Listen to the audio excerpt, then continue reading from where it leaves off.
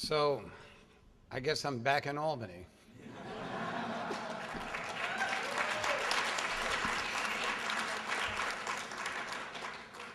I want to thank everyone here from the American Ethical Union and National Service, Andrew Miller and Jennifer and all of you, and particularly the individual who invited me today, who is a mentor on so many different levels and has expertise in so many different fields that if you don't come when she calls, you'll feel like you're going to miss something.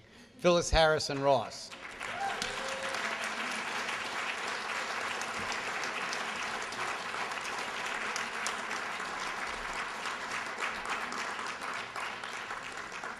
She told me she was going to introduce me, so since she didn't, I guess I'll have to come to the next thing she invites me to.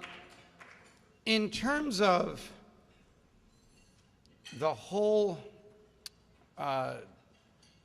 perpendicular effect of ethics as it tries to apply itself to life and its relationships and its turns, I think there has to be a lot said about preparation and practice. Because without that, whatever movement there is, whatever value that is being expressed, and whatever change needs to be made is impaired by the lack of that practice and preparation. And to give an example, and I think it's just apropos, we had a situation where we wanted to change the Rockefeller drug laws. But we had to fight through a great deal of collision between law and politics, risk and opportunity. And I'm talking about the politics of governance. And there can be no governance without power. Now, power is measured as the capacity to influence a situation. Whatever good that can be made comes from that power. But power and government don't exist without risk. And before taking a risk, there has to be a sense of preparation and practice. So Governor Nelson Rockefeller, who was, for those of you who are a little younger, he was the imperial governor. He was the Michael Bloomberg governor of his day. Now,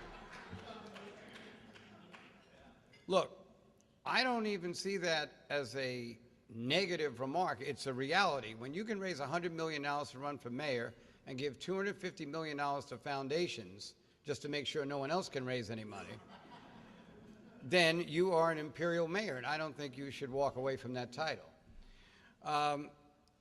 But Governor Rockefeller was elected in 1958, 1962, 1966, and 1970. In 1974, he leaves after the resignation of President Nixon to become Vice President of the United States. And in the 1970 election, when he runs against former Supreme Court Justice Arthur Goldberg and my father, Basil Paterson, who ran for lieutenant governor in 1970, he is thinking about another presidential run. And he realizes, because he has a lot of middle-of-the-road political stands, that he's got to be as tough on crime as he can be. And so in 1973, he passes the Rockefeller drug laws. And just to let you know how serious he was about passing those laws, at the time, minority leader of the Assembly, a man named Perry Duryea, decided that he wasn't for the Rockefeller drug laws. He didn't think it was a good idea. He was a Republican, by the way. And he stated that he would fight this tooth and nail. Strangely enough, he got indicted for something 3 months later. So if you don't think that it's not that politics is a contact sport, President Clinton, it's that politics can be a ruthless diabolical, loathsome, and despicable profession when practiced by the wrong people.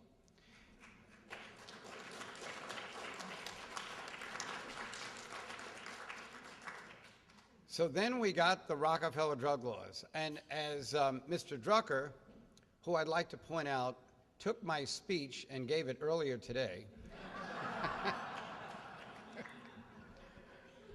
I was just sitting there watching all of my notes getting crossed off. He covered everything. It was, I don't know how many of you saw, but it was a fantastic presentation, and thank you for that, Phil. That was great. But he pointed out that the Rockefeller drug laws had an immediate impact.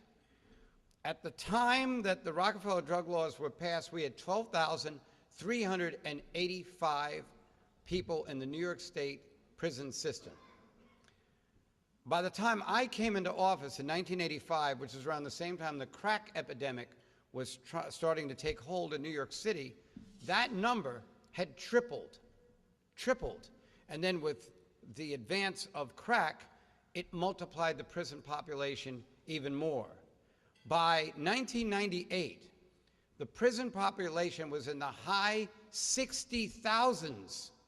Remember, it was 12,000 back in 1972, right before the Rockefeller drug laws were passed. So the New York State prison population sextupled. Now, sextupled is not a term familiar with any accusations that were made against me. It means 6 times. And so our task was to try to undo the Rockefeller drug laws. But even though many Republican legislators who actually were part of passing the Rockefeller drug laws, including a state senator named John Dunn, who was one of the sponsors, had reconsidered. They realized what they had done, and they wanted to ameliorate it, and came to Albany as early as the early 90s, when many of us fought this for 35 years. But even people who originally supported it changed their minds. In 2002, a state senator by the name of Tom Duane, I understand he's retiring this year. Are you clapping because he's retiring or because you like him? We should be clapping for him. I'm kidding. Absolutely. And he's a wonderful human being. So he and I decided that we were going to picket the governor's office, now making me the only governor in the history of the state who picketed the office they inevitably inhabited.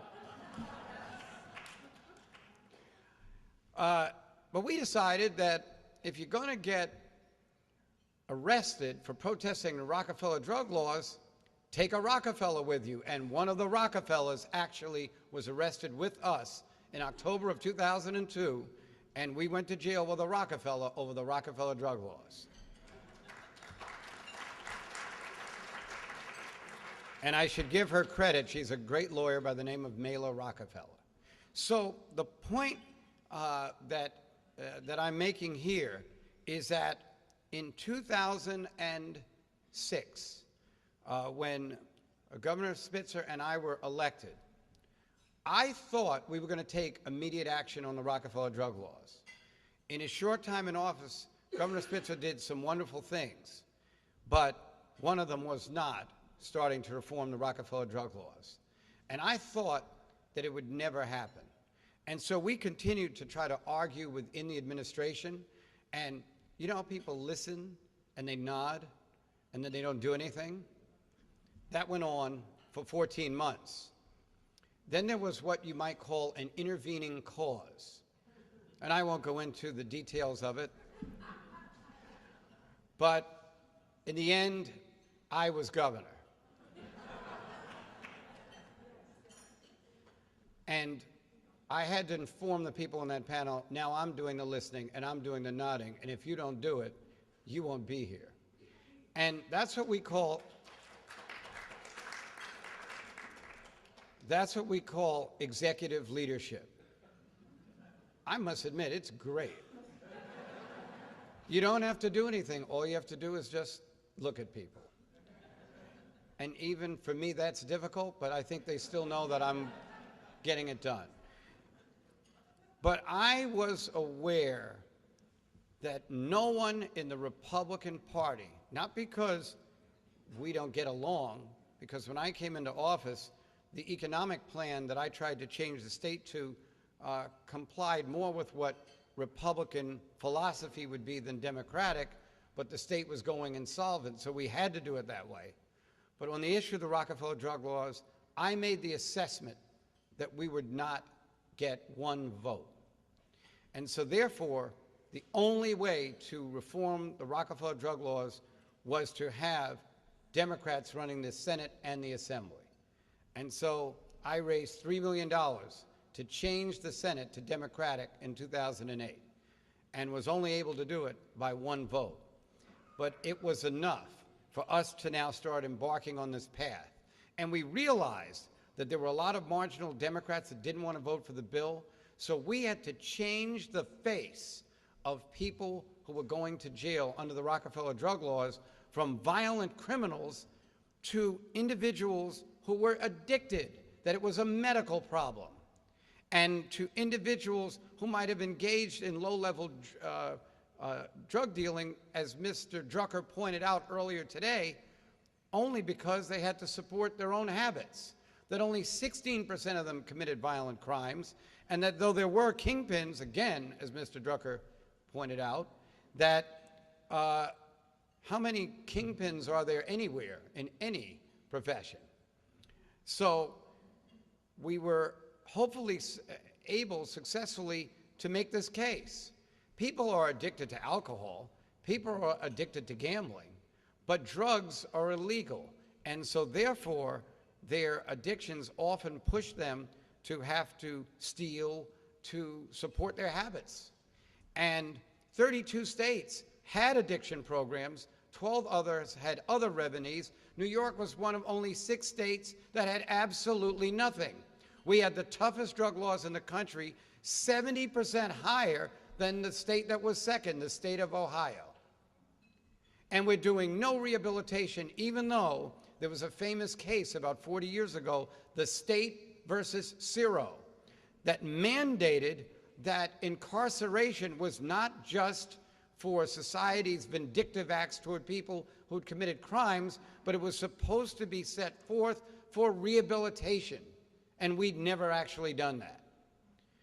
And so we introduced a package in which from the time the individual is convicted, there is a plan for judicial discretion, for treatment, for monitoring, and inevitably we put money even in the midst and depths of this economy so that there would be services on the way out. The result is that drug-related crimes are down, drug recidivism among offenders is down, the prison population is down 30%, and also drug convictions are down.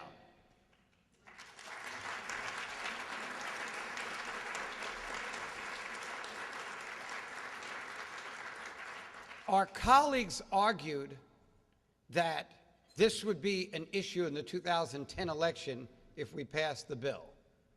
The fact is that one of the primary advocates for the bill, Eric Schneiderman, got elected Attorney General in 2010, and Jay Donovan, the head of the District Attorneys Association, who opposed the bill, lost. So the point is that many of these barriers that we set between ourselves and our goals are really paper tigers that we just have to ignore. Because when there's opportunity and there is risk, it can be taken advantage of with the right preparation and the right practice. And I think that it bears note that when we're talking about ethical issues, that some of the most difficult decisions that are made on ethics are made for the greater good, not necessarily the immediate relief. And I was talking to a gentleman here by the name of Tyler who was taking my picture, and I was telling him a story, and I promised him I'd finish it later, so I'll finish it now.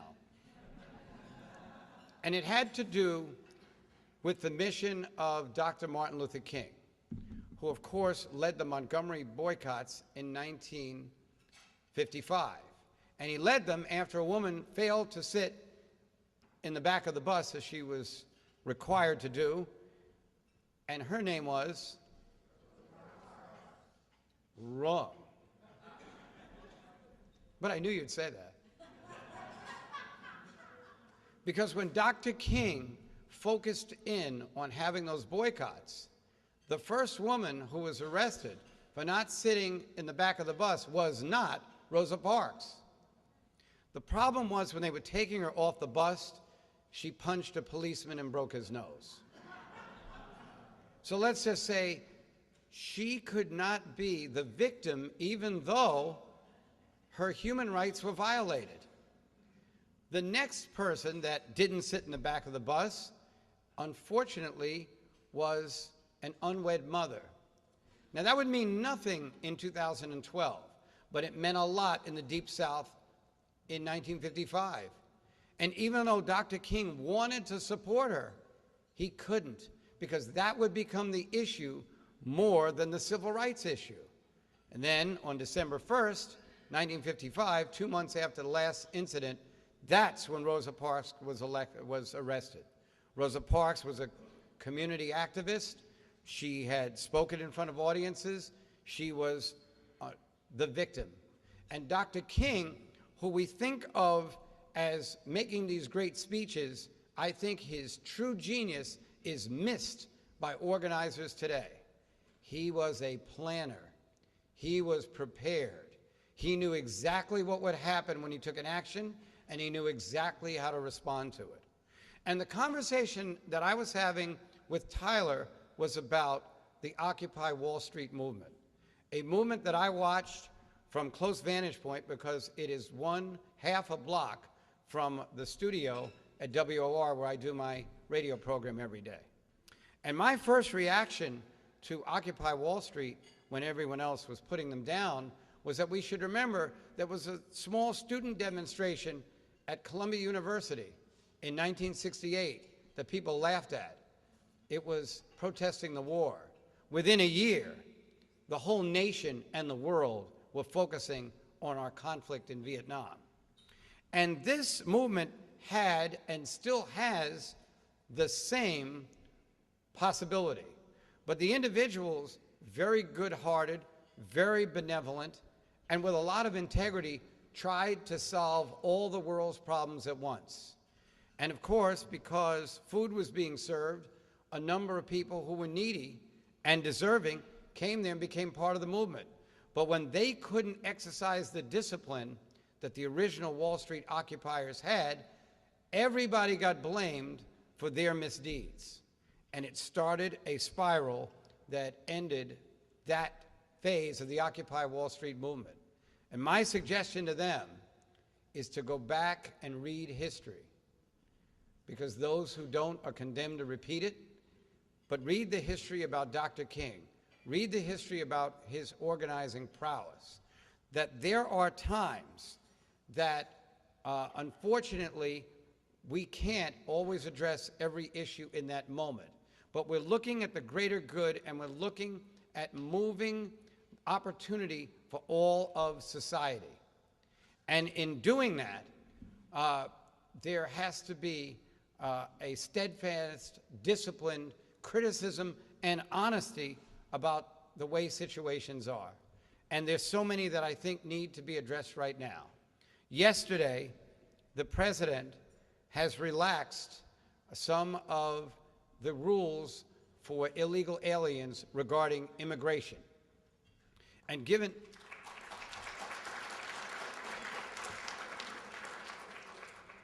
but he's being criticized right now because this relaxation, where an individual who comes to this country before their 16th birthday and is still in the country, even if they had left, but is still in the country now prior to their 30th birthday, they will be allowed to get work permits. Now, the criticism is that it's not a pathway to legal permanent residency, and it's not a pathway to citizenship. But the president was very, very careful in issuing this executive order. He did not issue an executive order that violated any current statutes. That would be alleviated if Congress could ever pass the DREAM Act.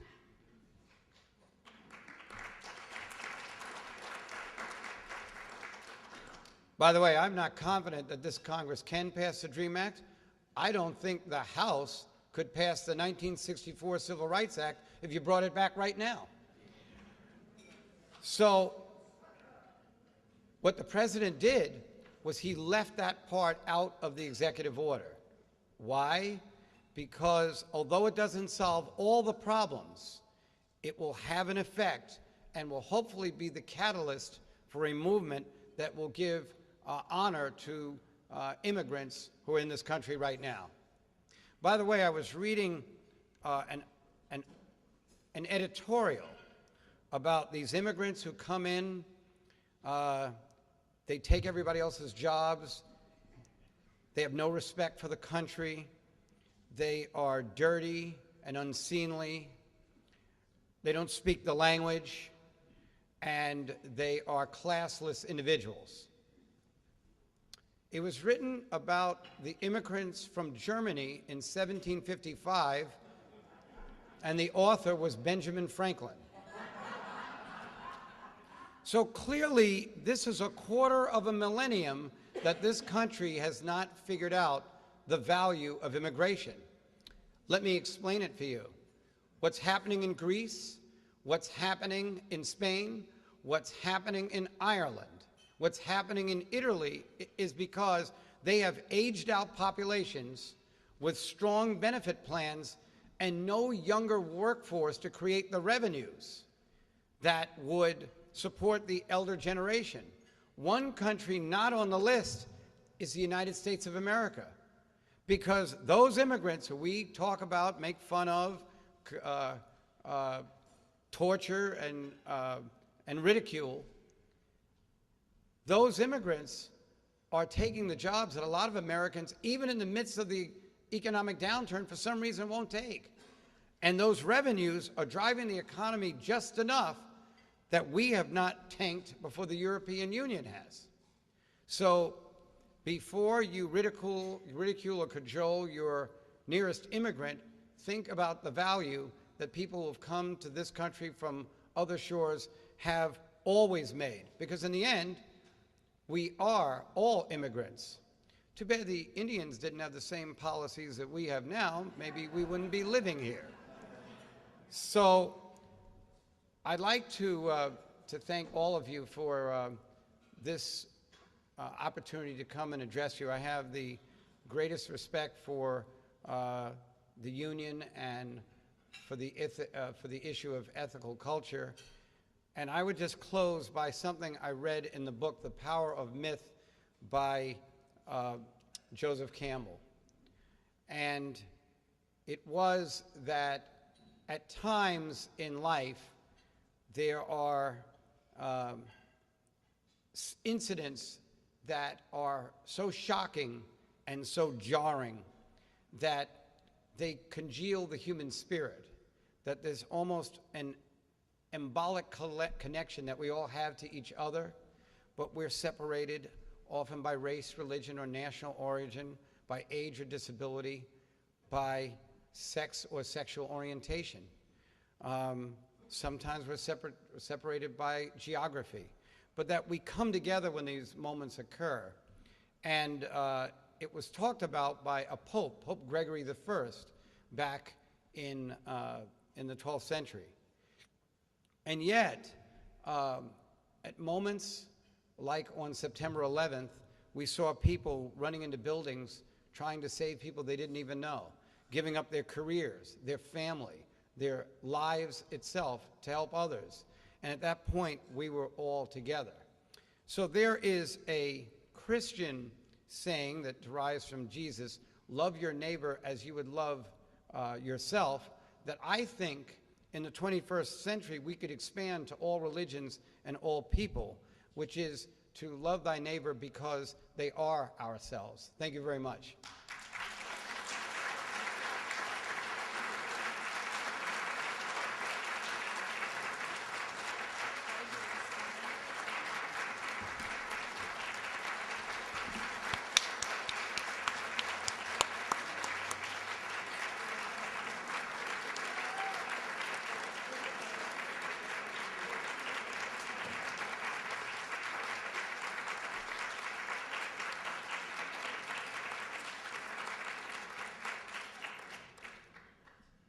Thank you, and please remain seated. I'd like to call to the podium now outgoing President outgoing President of the AEU, and Dr. Phyllis Harrison Ross.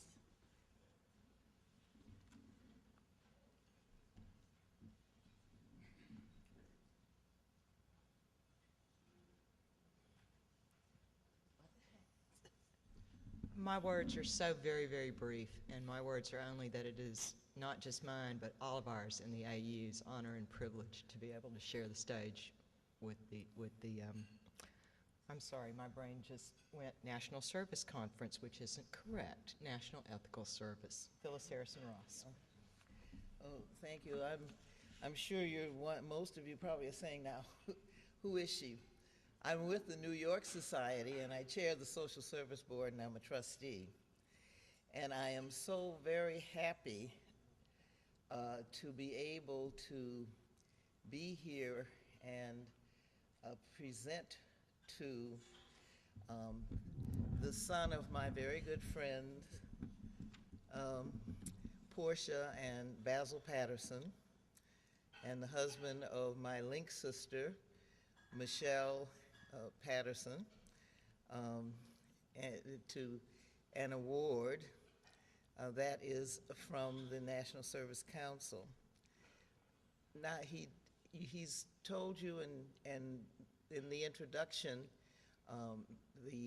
Jackie told you about some of the wonderful things that he did. So I just want to add one more thing to it, and that is that he appointed me to be the commissioner of the New York State Commission of Correction and chair of its medical review board, and I'm very grateful for that.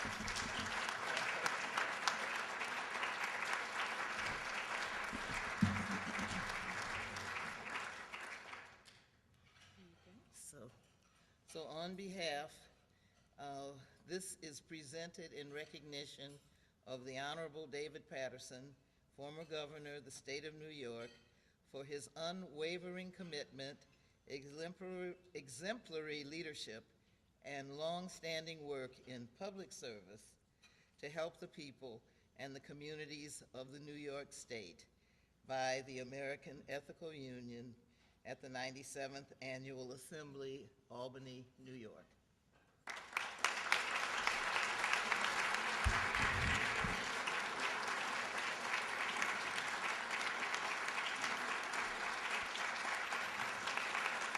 Thank you. I just wanted to ask for unanimous consent. I saw a great number of young people who were described as Gen X. I saw some people here today who I think are Gen Y, who are very young and already getting involved in a number of things. And with your permission, I'd like to tell them a story, but the rest of you can listen too. It's about my first day as maybe in the first couple of weeks as a prosecutor. And I was in the Queens District Attorney's office, and it was my birthday. And I came in and my boss said to me, "What would you like to do for your birthday?" I couldn't think of anything, so I said, "Well, after work, why don't we have a drink for my birthday?" And he said, "No, I want you to do something you've never done for your birthday. I want you to go and take a case into court." And I'm like, "No, let's not do that. We can say we did, but let's not do that." And he said, "No, this is easy. This is a defendant who cannot stand trial because his mental disease is so great that he can't assist his counsel. And if you can't assist your lawyer, you can't be tried." He said, "All you have to do is go in and explain that. The defense already agrees. They will agree. They will send him to a psychiatric institution, and that will be it."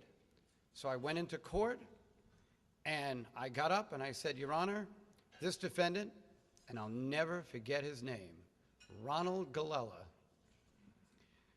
"This defendant, Ronald Galella, is suffering from a significant mental disease or disability because of which he cannot assist his counsel in his own defense, and 2 court-appointed psychiatrists have found him unfit to stand trial. And the defense said, we agree with the prosecutor, and if they'd stop right there, I wouldn't be telling you this story. They said, Mr. Galella has written a letter to you, Your Honor, and he'd like you to read his letter, and as long as you read it, he will abide by whatever decision you make. So they took the letter and they passed it up to the judge. He read the letter, and I'm thinking that my boss, even in the 3 weeks I worked there, had this policy: whatever they see, we see. And he's going to kill me if I don't look at that letter. So I said to the court clerk, you know, I'd like to see that letter. He was incredulous. He said, you want to see that letter? I said, yes, I do. So he hands me the letter. So I knew I couldn't read the letter. But I figured they don't know that. So I took the letter and I held it up like this. And I'm moving the letter around, and the clerk pulls it away from me, and I take it back. And I said, I'm not finished reading the letter, and I really would appreciate it if you would wait until I do. And I went back to reading my letter. But you know, you can almost feel it sometimes when you're in a situation and something's gone terribly wrong, like real wrong. Because I can hear a murmur in the courtroom, and then this lawyer comes up and says to me, David, give them the letter back. All the man wrote was a page full of the letter G. Remember? He's mentally ill. You've been reading a page full of G's for the last 3 minutes. So I give them the letter back, and the judge says, the only thing more profound than this letter is the prosecutor's appreciation for it.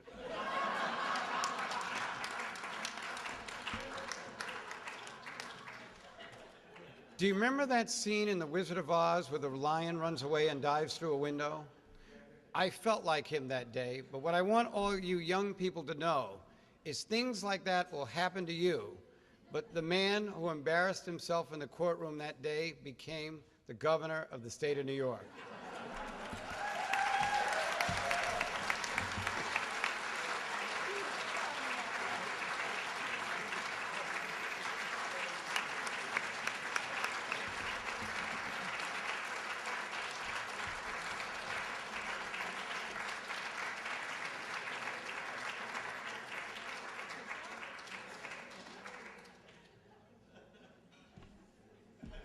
Again, thank you for being here. I'm so happy you are. I do want to mention one quick thing about Dr. Phyllis Harrison Ross. I don't know if you knew this or not, but she was recently approved to the International Advisory Board of the Auschwitz Institution for Peace and Reconciliation.